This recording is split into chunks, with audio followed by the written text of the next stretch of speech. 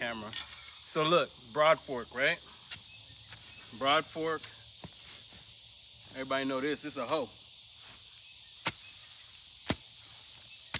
A lot of the work that we do is based on methodologies that were created in urban situations where there would be lots of grass overgrowth or kudzu. And what we learned was to utilize like landscaping equipment. And I'm gonna come see this. There it goes. To utilize landscaping equipment, and maybe it'll land on here. And the landscaping equipment that we've been utilizing is the weed whacker. So the first thing we did with this bed was we came through and we weed whacked it all down. And then we broad forked it. After we broad fork it, we're chopping in the overgrowth, and we'll come and get some of this out, and some of this will let die in the bed and become the additional organic matter to the bed. So oftentimes people, when they see our methodologies, or better yet, when they don't see our methodologies and they see our production and they see that it's diverse, they see that it's beautiful, they see that we're able to go to market, and we've been doing it on quarter-acre pieces, half-acre pieces, up to 2-acre pieces over the course of 7-8 years now consistently. People question our work. They doubt that a small team of people can do this much food production, but it's the methods. And when we look at a small team of people and there are questions about if we're producing our food, we've had all kinds of strange questions, y'all, over the years. And an old man once told me that his wife was doubting that we were doing all this work and questioning my motives, my ethics, and how I'm running the company.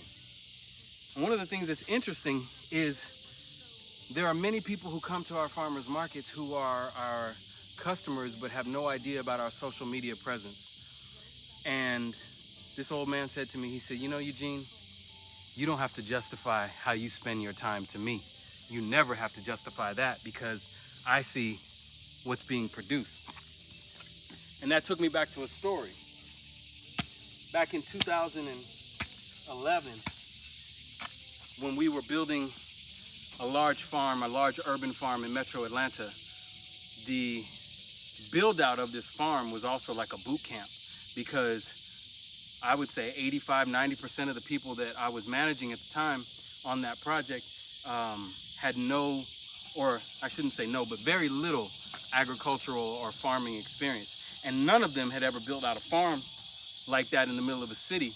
Hell, I hadn't done it. And I'm here trying to manage and direct this whole process. And so a lot of times I was taking on whoever would show up and do the work. And this was a major experience because we were not only building this farm, but we had other farm sites that were already producing food at the same time. So we were still having an ongoing market while we were building this farm. And it was training people who didn't have much experience. And so this young man came, and he wasn't even 30 years old yet, and he was full of muscles and beautiful and strong. And I immediately looked at this young brother and said, oh, this will be good. He can be the pace setter. He's not skilled in agriculture, but he's strong and he can work, and he could be the pace setter and have the rest of the crew trying to work at his pace. I was wrong about that. You can't just let our eyes tell us things that may not be accurate. Beautiful spirit, strong man, but his pace was not dictated by how he visually appeared. There was another young man who was older than, a couple years older than this brother, who was fit, but he wasn't muscle bound. Physically fit, he rode his bike all through Atlanta, and he was a drummer. And he was steady and consistent and continually worked quietly, was able to stay focused and not be distracted by the coming and going of different people or the attention of different people, and he just was steady. I'm happy to say that he ended up being an amazing crew leader. And both of these gentlemen are still involved in agriculture. and doing it here in Georgia, which is great. They stayed in the area. So that's all to say that the responsibility of being a business owner is different than being an employee. And the business owner has to set the pace. And if the business owner is setting the pace, then a lot of things will become more obvious. And still, there will remain a mystery about how so much gets done and produced, because the pace that the owner sets and the example of the excellence that the owner sets is what everyone is going to be moving towards. They may not hit it, but it'll at least be a moving target. Check it out. This is about to change.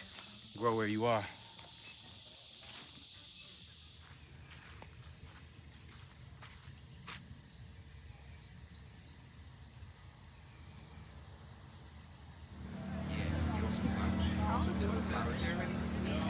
Yeah, they are sweet. They're right.